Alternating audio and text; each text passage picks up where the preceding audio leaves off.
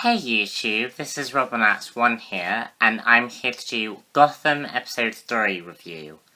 So, in this episode, we have a vigilante named the Ballonman attacking corrupt officials in Gotham City.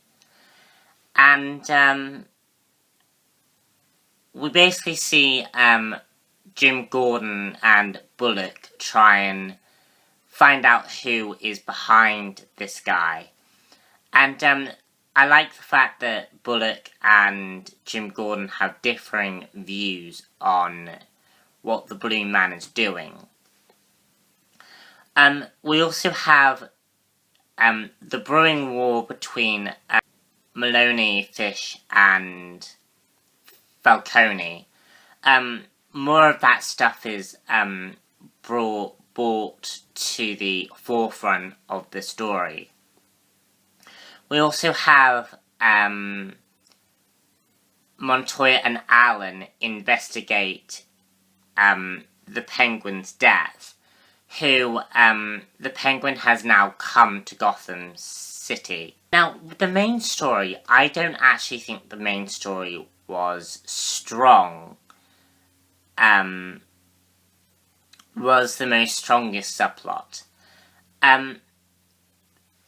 All of these different subplots are actually a lot more interesting than what the main story actually wound up being. The Ballonman, the Ballonman just wasn't really an interesting character to me. It presents an interesting idea about vigilantes in Gotham City, and Jim Gordon does touch upon a lot of stuff about vigilantes, and about how, because of the way Gotham is, that more vigilantes will start coming more into the limelight. Because people will look to these vigilantes, like Batman, as a role model or a figure that points towards justice. The Montoya and Barbara subplot, whilst all of that is interesting, I still don't get what people like about what Montoya and Jim Gordon see in Barbara. To me, she just seems like a not very interesting character. Like, why is everyone pining for this woman? Because the show hasn't presented enough personality in this character to make me like her. And with the Montoya and Barbara plotline, Montoya is determined to pin the Penguin death on Jim Gordon, and this all seems to be because it's implied that in this episode that Barbara and Montoya may have had an unhealthy relationship. And that Montoya and Barbara were into some very, very bad stuff. And it's implied that Barbara is a drug user in this episode. So, I'm interested in what actually happened to Barbara, and how Gotham sort of created her. But, again, as I said before, Barbara has no personality apart from being the token hot chick. And I think for me now, Barbara needs a lot more personality. I find her kind of dull when she's when she's on screen. The Penguin. The Penguin is becoming by far my most favourite character in this show. And they're sort of creating a Penguin-esque origin in Gotham. And I really like that idea because they're making Penguin really, really interesting. And the Penguin is sort of starting at the at the rock bottom of Gotham City.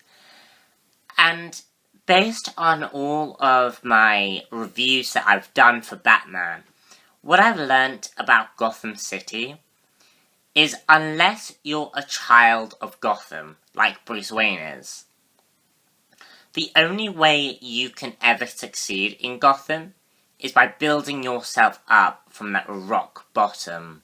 And that is essentially what Penguin is doing in this episode. He is basically recreating himself. And what he does at the end of this episode is really interesting. And I'm really looking forward to the next episode, and which will highlight more on the Penguin. The whole gang war that's brewing is a really, really fascinating idea. In this episode, it really sets the stage for that war. And Arkham, again, is mentioned. And I think what Arkham Asylum is going to wind up being is it's going to wind up being a seat of power in Gotham. Kind of like the Game of Thrones throne in that show. Arkham is going to be the seat of power.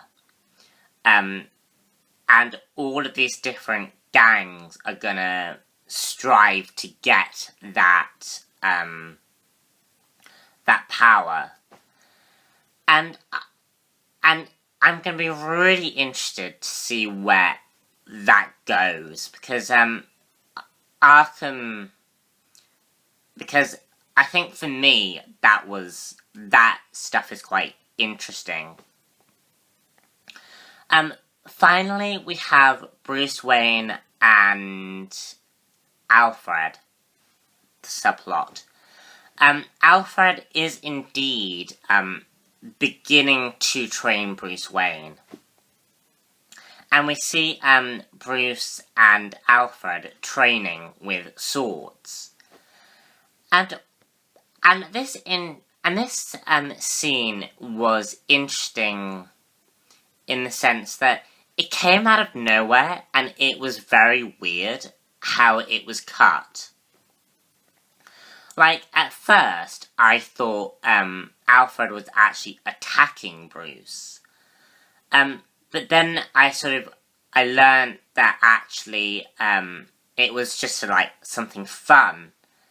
And we see Bruce really, really get mad temporarily. And although the scene played really, really weirdly,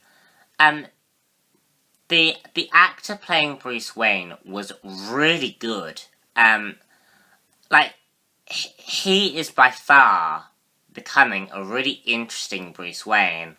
And I just think he carries himself so, he carries himself so well, and unlike most of the other Bruce Waynes, obviously he is a child, but unlike most of the other Bruce Waynes, I think we get more of an understanding of who this Bruce Wayne is. And, he doesn't have that bat persona. This is before the Batman persona was developed. So it's really interesting because we see Bruce Wayne as a very interesting character and sort of building himself. And And I really like that idea.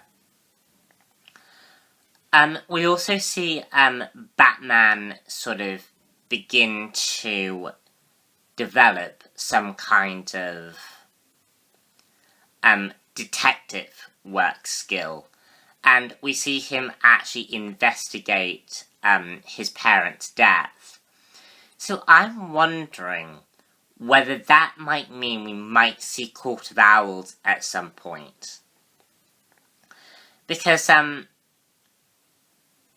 would love to see Court of Owls.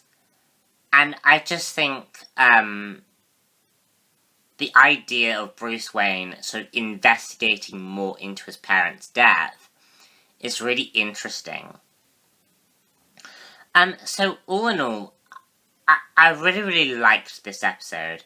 There are problems with the episode, and I think it has too many subplots going on all at one time, and it can be really hard to sort of keep it all together. But so far, but from this episode, I did really like it. So, yeah. I'm Robinats1 here, and I'm gonna see you all later for another Gotham review. Bye.